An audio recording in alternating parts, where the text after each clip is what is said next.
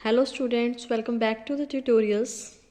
आज हम आपसे डिस्कस करने वाले हैं कि सी लैंग्वेज में फेबोनेकी सीरीज़ को जनरेट करने का एल्गोरिदम और फ्लो चार्ट कैसे होता है। तो देखिए स्टूडेंट्स, फेबोनेकी सीरीज होती क्या है। जो सीरीज इस फॉर्म में होती है, जैसे स्टार्टिंग में हमने लिया 0, 1, तो सेकेंड नंबर और फर्स्ट नंबर का जो सम है उसे प्लस करके जो हमारा थर्ड नंबर आएगा, और फिर से जो थर्ड है और सेकंड है, मतलब जो हमारे लास्ट 2 कॉन्जिक्यूटिव नंबर्स हैं उन दोनों को प्लस करके हमारा जो नेक्स्ट नंबर जनरेट होता है उस सीरी को हम बोलते हैं फेबोनेकी सीरी। इस फॉर्म में जो हमारी सीरी होती है उसे हम बोलते हैं फेबोनेकी सीरी। इस सीरी को जनरेट करने का आज हम एल्गोरिदम और फ्लो चार्ट पढ़ेंगे सी लैंग्वेज में। तो चलिए स्टार्ट करते हैं स्टूडेंट्स। देखिए, सबसे पहले algorithm to generate Fibonacci series in C language, तो हम स्टार्ट कर रहे हैं। फर्स्ट ऑफ ऑल एल्गोरिदम में फर्स्ट स्टेप होता है स्टार्ट करना।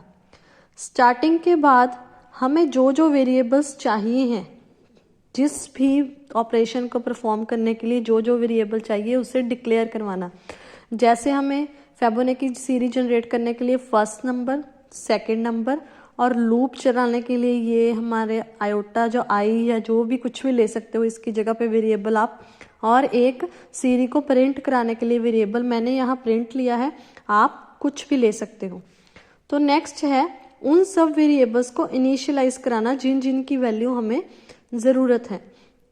तो फर्स्ट ऑफ ऑल मैंने ए को इनिशियलाइज करा दिया, फर्स्ट नंबर को 0 और B is the second number is 1, और फर्स्ट हमने प्रिंट करवाना है जो ए की वैल्यू है यानी कि 0। तो हमने फर्स्ट 0 प्रिंट करवाना है, तो हमने प्रिंट को असाइन कर दिया 0। नेक्स्ट है enter the number of terms of the Fibonacci series. अब हमें कितनी नंबर ऑफ टर्म्स तक फेबोनेकी सीरी जनरेट करनी है वो हमें एक वेरिएबल n और लेना होगा, उसमें वैल्यू असाइन करनी होगी। ये यूजर ने असाइन करनी है कि कितनी सीरी तक उसे, कितने नंबर्स तक उसे सीरी चाहिए।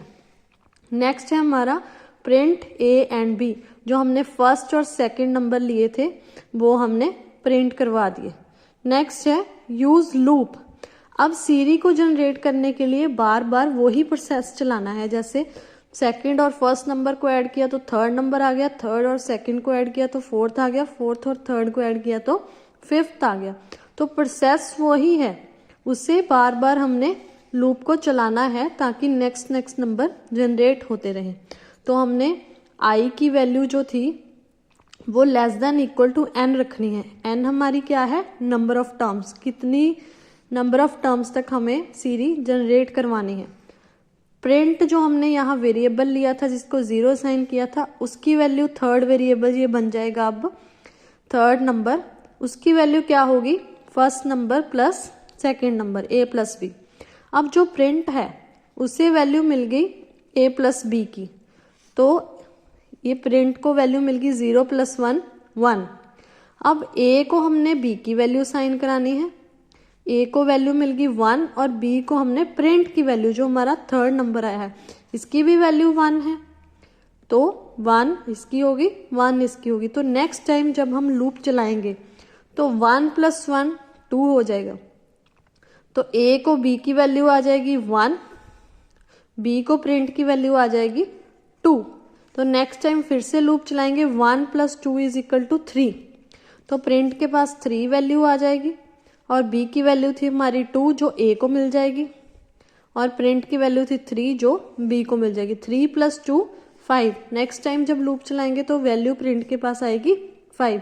इसी तरह से जितनी नंबर ऑफ n मतलब आपने एंटर किया है 4 5 3, उतने टाइम तक लूप ये चलता रहेगा, और हर टाइम जब भी लूप चलेगा जो i है उसकी वैल्यू बाय 1 इंक्रीज होगी। इसका कारण क्या है कि जैसे जैसे हम आगे बढ़ते जाएंगे i की वैल्यू आगे बढ़ती जाएगी। जैसे हमने एक बार लूप चला लिया तो i की वैल्यू 1, 2 बार चला लिया तो 2, 3 बार चला लिया तो 3, ऐसे i की वैल्यू आगे बढ़ती जाएगी। और नेक्स्ट में हमने साथ साथ में क्या कराना है, जो जो प्रिंट को वैल्यू मिलती जा रही है उसे प्रिंट करवाए जाना है, मतलब शो करवा देना है यूजर को। जैसे फर्स्ट ऑफ ऑल इसकी वैल्यू थी 0, फिर आ गई 1, फिर आ गई फिर से 1, फिर 2, फिर हमारी आ गई 3, फिर 5, फिर 8, ऐसे ही सीरी प्रिंट करवाते जाना है। कहाँ तक? n तक। और उसके बाद हमारा एल्गोरिदम कर देना है एंड। तो ऐसे कुछ हमारी सीरी जनरेट होके आ जाएगी। ये था एल्गोरिदम। और नेक्स्ट हम पढ़ते हैं फ्लो चार्ट। तो सबसे पहले हमें किसी भी प्रॉब्लम को सॉल्व करने के लिए उसका एल्गोरिदम जनरेट करना होता है, और नेक्स्ट स्टेप होता है उसकी डायग्रामेटिकल रिप्रेजेंटेशन, जिसको हम बोलते हैं फ्लो चार्ट। तो सबसे पहला स्टेप वही है स्टार्ट और स्टॉप में फ्लो चार्ट में हम हमेशा ओवल का यूज करते हैं, और एक रेक्टेंगुलर बॉक्स का यूज हम करेंगे हमेशा प्रिंट करवाने के लिए, या इनिशियलाइज करवाने के लिए, या आउटपुट के लिए। तो हमने वेरिएबल्स अपने डिक्लेयर कर दिए। उसके बाद हमें जिस जिस वेरिएबल की वैल्यू चाहिए थी उसको हमने वैल्यू असाइन कर दी, इनिशियलाइज कर दिया।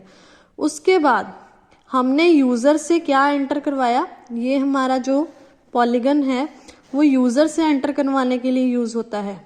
यूज़र से क्या एंटर करवाया हमने कि n कितने नंबर ऑफ टर्म्स तक उसे फिबोनाची सीरीज जनरेट करनी है।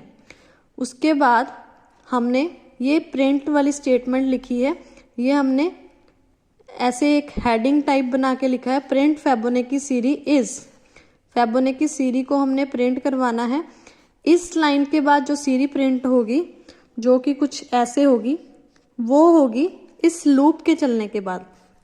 जो आई है हमारी, i is less than equal to n, i की वैल्यू जब तक एन के लेस देन या इक्वल ना हो जाए तब तक ये लूप चलेगा। अब अगर तो स्टेटमेंट ट्रू है तो लूप चलेगा, अगर स्टेटमेंट फॉल्स है तो हमारा जो है एल्गोरिदम या फिर फ्लो चार्ट वो स्टॉप हो जाएगा।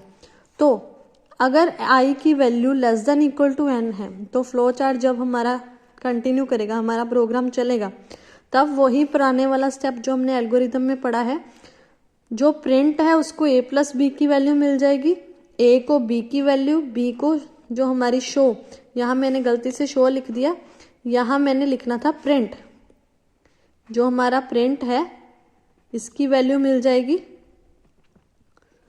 क्योंकि हमने यहाँ प्रिंट डिक्लेयर कराया है इसीलिए यहाँ मैंने प्रिंट लिखना था।